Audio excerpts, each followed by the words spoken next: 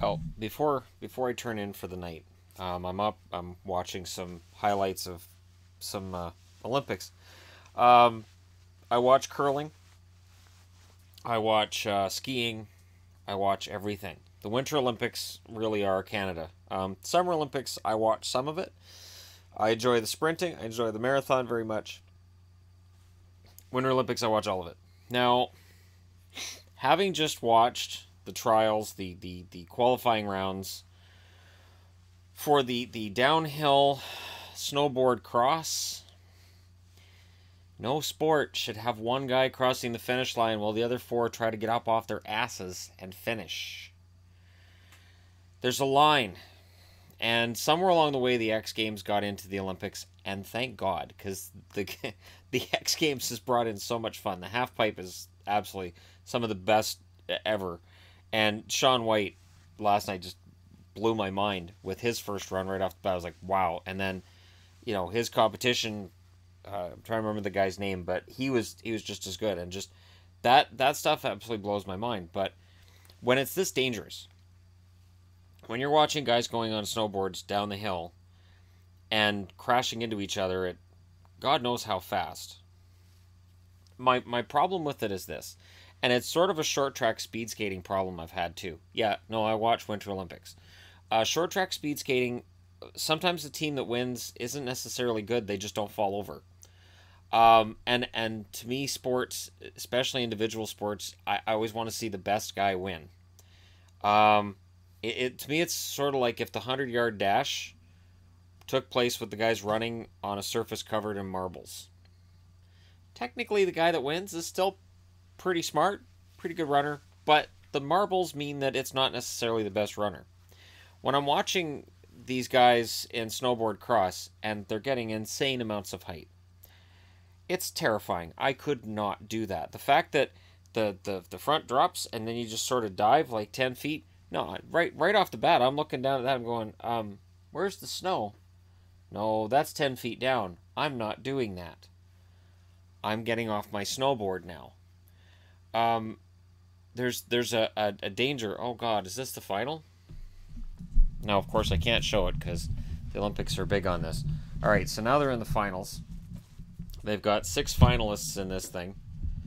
The 6 guys that didn't die in the qualifying. At least I think so. Or is this a whole new group?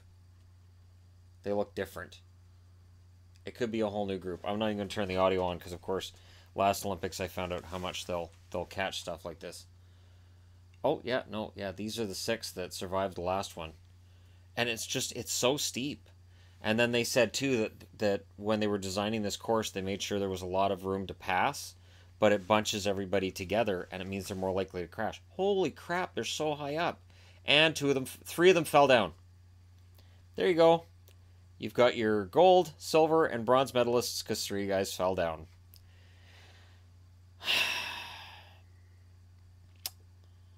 Here you go.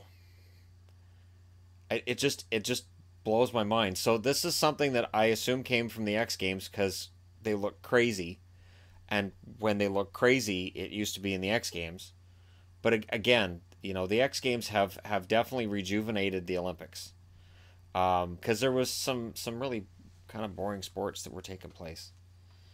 But again, there's the finals, and so the world champ wins and defends. The funny thing with him was in the qualifying round, he fell down brutally, but he was the only one that got up and finished the race, so he qualified for the finals.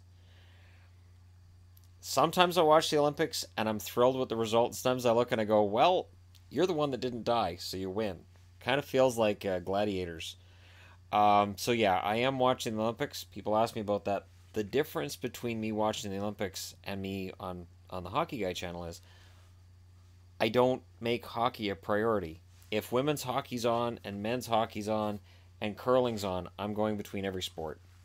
At last count, Canada was at 10 medals. Let me just go ahead and double check that. No, I stand corrected. While I was at work, we got another bronze. So the leaders, and the leaders are decided by the amount of gold medals. Germany's in the lead with 8 gold medals, 13 medals overall. The Netherlands is next with 5 gold medals, 11 overall. Then the States with 5 gold medals and 8 overall. Norway has 4 with 14, and Canada with 3 golds and 11 medals altogether.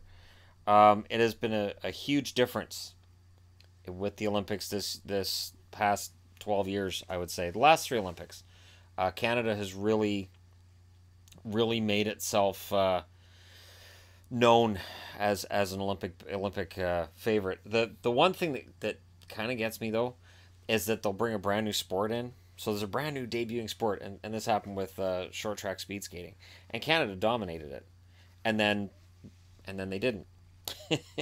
Like, and it's funny because I've noticed that with certain sports that they'll debut at the Olympics and Canada does really well, and then the rest of the world catches up. So when I see some new ones coming in and I see a Canadian get a medal, I'm like, yes, we're ahead of the curve again. The rest of the world will catch up, but not today. Yeah, the Winter Games are fun. I only regret that I don't have a week off from work, so I can really truly engross myself in them. And of course, now that I've got the channel, I can't do what I did 4 years ago. 4 years ago, I got up in the middle of the night to watch every single moment of the Olympics. Drove my ex-wife insane.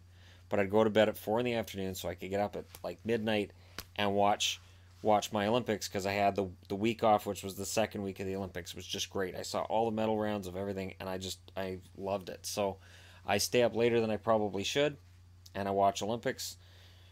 And I've had people saying, why aren't you reporting on Olympic hockey? Because I watch all of the Olympics. And Pierre Vaultier won the gold medal in snowboard because he didn't stay down. He got back up. And then he won in the finals because he didn't fall down.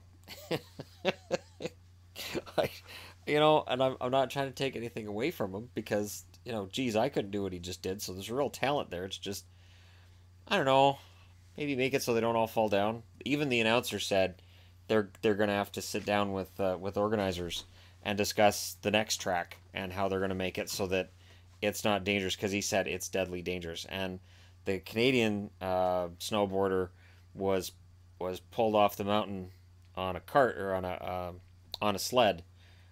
He was sitting up, but his legs were out, and that tells me broken ankle, broken leg, something along those lines, maybe. All I know is he went down, and then another snowboarder, it looked like the snowboard hit him right in the tailbone or right in the lower back and crashed over top of him. So that's gotta suck. So, kudos to these guys for having the courage to do it. Let me know what sports you're watching. And if you're Canadian, how into this are you? Are you staying up at night to watch this? Because if you're on the East Coast, it's insanely late. And just let me know what you think. And hit like and subscribe if you're browsing your way through. I qualify this as entertainment as well. It's on television. It's entertainment, right? It's not technically a hockey video I'm doing. But thank you for watching. I'll talk to you again soon.